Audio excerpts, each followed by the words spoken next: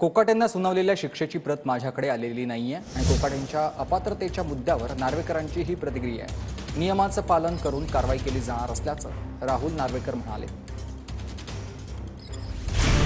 माणिकराव कोकाटेंना सुनावलेल्या शिक्षेची प्रत माझ्याकडे आलेली नाही। नियमांचं पालन करत कोकाटेंबद्दल निर्णय दिला जाईल अशी स्पष्ट भूमिका विधानसभा अध्यक्ष नार्वेकरांनी घेतली।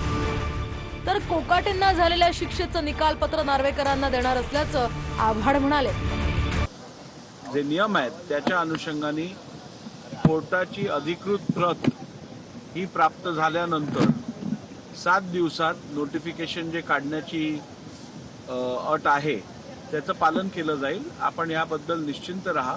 कुठच्याही प्रकारचा पक्षपात केला जाणार नाही आणि कुठच्याही प्रकारे जे कायद्यात तरतुदी आहेत किंवा या संदर्भात निवडणूक आयोगाने जे नियम बनवलेले आहेत त्या सगळ्यांचं पालन करून योग्य निर्णय घेतला जाईल। ते स्वतः वकील आहेत। तुम्ही राहुल गांधींना घरी पाठवलं, तुम्ही सुनील केदारला घरी पाठवलं आणि इथे मात्र आम्हाला निकालपत्रच मिळालं नाही। माझ्याकडे निकालपत्र आहे, मी आता त्यांना ते निकालपत्र नेऊन देणार। विधानसभा अध्यक्षांवर दबाव आहे, त्यांच्याकडून काय अपेक्षा करणार असा हल्लाबोल राऊतांनी केला। तर राऊतांचा अपेक्षाभंग होऊ देणार नाही असं प्रत्युत्तर नार्वेकरांनी दिलंय। विधानसभेच्या अध्यक्षांवर दबाव आहे, तेव्हा त्यांच्याकडून तुम्ही काय अपेक्षा करताय? काय करताय? हे अध्यक्ष गेल्या 4 वर्षामध्ये पदोपदी खोटं बोललेलं आहे, त्यांनी खोटं वागलेलं आहे। पण शिवसेनेच्या बाबतीत, त्यानंतर राष्ट्रवादी काँग्रेसच्या आमदारांच्या बाबतीत आणि आता माणिकराव कोकाटेंच्या बाबतीत त्यांच्याकडनं इमानदार निर्णयाची अपेक्षा ठेवणं म्हणजे रेड्यानं दूध देण्यासारखं आहे। आता कदाचित भाजपचा रेडा दूध देऊ शकेल, त्यांच्याकडे वेगळे रेडे आहेत। एक बेकायदेशीर सरकार, घटनाबाह्य सरकार विधानसभा अध्यक्षांच्या पाठिंब्याने चाललं, यापेक्षा संविधानाची तुडवातुडव काय असू शकते?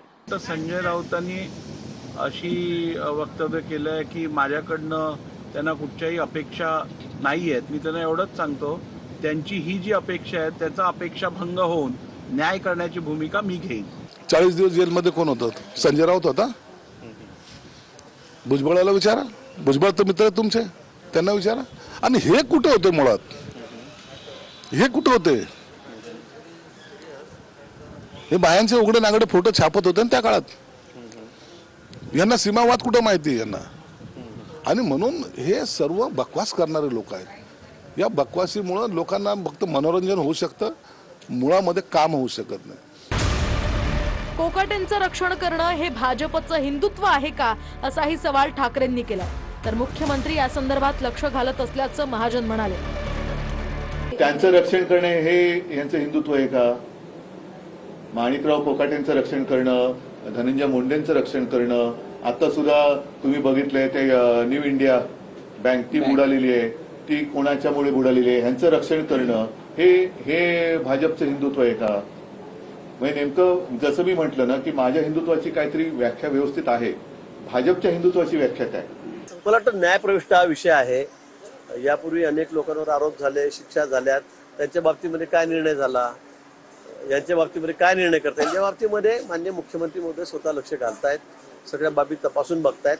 मला वाटतं हे झाल्यावर, तपासून झाल्यावर त्या बाबतीमध्ये योग्य निर्णय या ठिकाणी शासन घेईल, विधानसभेचे अध्यक्ष घेतील।